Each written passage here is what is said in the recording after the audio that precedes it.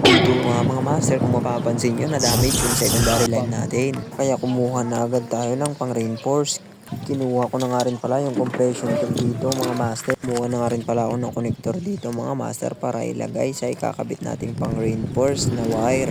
Dito nga mga master, inakyat ko na nga yung ladder. Sinandal nga natin yung ladder natin sa mga cable wire. Kasi medyo nakagitna yung na-damage nating linya. Nag-belt na nga pala ako dito mga master. Na nga pala yung na-damage nating linya mga master, yung secondary line natin. Sumunod nga dito mga master, binalatan na nga natin itong insulated wire na i-reinforce natin sa secondary line natin mga master.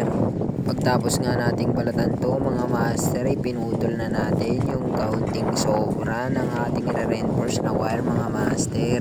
Medyo hirap na nga putulin ng plier ko mga master. At dito nga mga master, kinakabit nga na nga natin yung magkabilang connector ng i-reinforce nating wire mga master. Dito pinaipiga-piga ko lang yung connector para medyo mag-fix siya sa i-reinforce nating wire para hindi siya pag-alaw-galaw. Live nga pala yan master, yung secondary line. Hindi na nga tayo nag-shutdown ng transformer mga master. At dito nga mga master, inipit ko na ng plier ko yung connector. At dito nga mga master, ginamitan na nga natin ang tig-tig gamit yung electrical tape. Yan nga pala yung purpose ng kagat-kagat kong tape mga master. At tapos nga nun mga master, sinunod na natin agad itong isa mga master.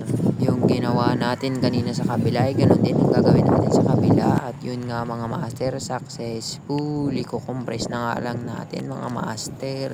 At dito nga mga master, i-compress na nga nating magkabilaan yung connector. Pagtapos ng isa, sinunod na nga rin agad natin yung isa mga master. Kinompress na nga rin natin yung isa mga master. At yun nga mga master, successful. At yun nga mga master, tapos na pala nga natin. Inalis ko na nga rin pala tong belt ko. Tapos pababa na rin pala tayo dito mga master. Hanggang dito na lang, salamat.